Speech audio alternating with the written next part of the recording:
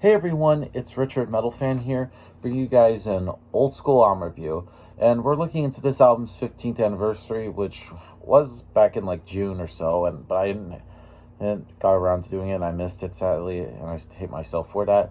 But better late than never. As you can see below the title, we're going to be talking about Give Me Your Soul, Please, by the almighty King Diamond, released on June 26th, 2007 through Massacre Records.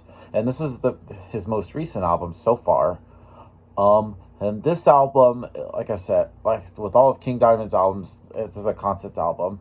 And the themes of this album, from what I heard King talk about, was it's a story about two dead children murdered by their own father, relating their tale to him. And I heard that the cases of parents killing their children and then themselves were like a huge influence from what I've heard. And this album, it's crazy. Like, this album is now 15 years old, and this is so far the last King Diamond album that we've had yet. Production wise, fantastic as always. Produced by the almighty King Diamond himself. I think the King does a really great job on here. His voice, I cannot not stress enough how well King Diamond is. In my opinion, one of my all-time favorite vocalists. Just like, he has that iconic voice, because once you hear his voice, you can definitely tell that's King Diamond or Merciful Fate. Like, it's just, it's really insane how much of a great vocalist that he is. The guitar work on this album is tight, from Andy LaRocque and Mike Weed. Both guitars are really sick. Both the leads and everything just are really great. The bass on this album is a little bit audible, back from Hal Patino. And drumming wise, Matt Thompson, not related to me, does a really great job on the drums. And this album also features a little backing vocals from Livia Zeta, who I believe is now married to King Diamond himself. So, yeah, I pretty much rambled on for about 2 minutes or so. Let's just dive into this album track by track, and I'll also talk about the story. Now, starting things off is a little intro called The Dead, and right from the get-go, it pretty much sets the whole mood and the whole story for this album. And the two siblings are now in their spirit state after being murdered. The little brother doesn't even realize what happened and asks his sister where they are, and then she tells him that they're dead. And it's just really freaking insane. Hey, apparently from the sister tells him that when they said that the boy committed suicide, which is a sin, and only a soul free of sin can get into heaven. And it's just really it's just fucking morbid. And then we get into Neverending Hill. Now this song has a really great 80s metal riff, almost a little bit thrashy, and it would have been thrashy if the production wasn't that clean, but no complaints though. And Andy does a really great job, and the rest of the song is killer, from what makes Andy's songs better than the King's on this one. And this pretty much, the theme of the story of this song is the place where time is never standing still. There lives the king, where the soul she tries to take, and the house sits near the Devil's Lake, where the king's black cat magic chases butterflies and birds can be heard singing the old oak tree. But this tranquil setting is about to come to an end as sort of like the darkness descends. Moving on to the next song, which is called Is Anybody Here? And right here, King pretty much gets the feeling that somebody's watching him. On this song, he pretty much questions his own sanity. And King hears a little voice crying, "Help me," and what is there to hear in here?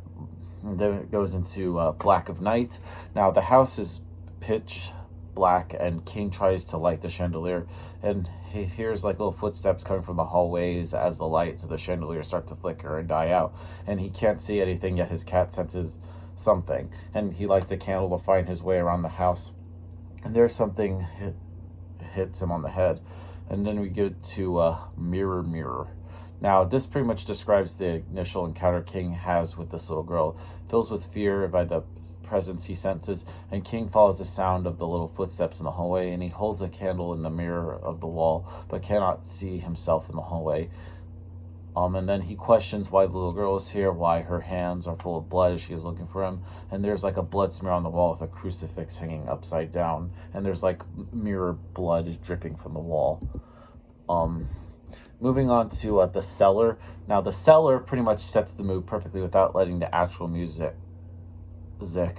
come to be. And there's some amazing riffs and rhythms all throughout the song. And as a lover of double lead guitars, there's a lot to enjoy here. And then there's the teasing "Mine, Give Me Your Soul Please" in the middle. Isn't as disturbing as I thought it would. In fact, it's very enjoyable because of the pulsating rhythms. And the story of this song is after the girl in the cellar or seeing her through the mirror, where he decides to go down to see if she's actually there. And it's very dark, and you see a trail of blood, and King starts to see a halo of light in the dark, yet his vision is blocked by many little black wings, pretty much bats, I presume. And he hears the breathing and wheezing to the point where she puts him a singer saying, "Mine, mine, give me your soul, please." It's insane. Moving on to Pictures in Red, which I believe is a little interlude. And King hears voices in the darkness saying, "Go to sleep and I will tell you why I'm here." Not sure if he's dreaming or still awake. And then we get to the title track of the album, "Give Me Your Soul."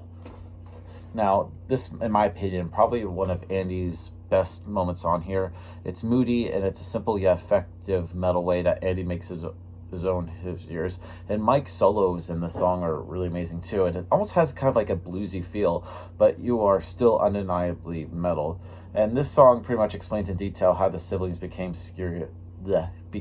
spirits and why the little girl was on a crusade to save her brother's soul. And King is in a state between sleep and consciousness. He thinks he's seen the girl before, and then she's playing with a boy in the cellar, and he sees them having fun, but then the father in a rage comes in screaming and yelling, and has an axe in the hands and strikes the little boy in the head, which it's just fucking dark so far. Moving on to The Floating Head.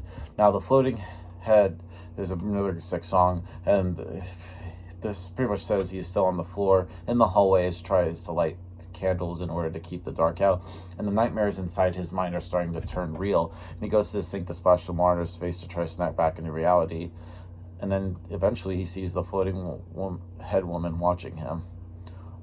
Next song is called "Cold as Ice."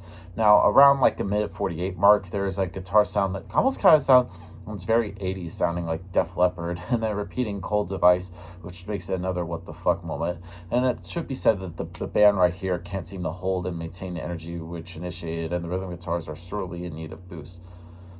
But overall, the candles then start to lose their flame, the darkness and the shadows start to take over.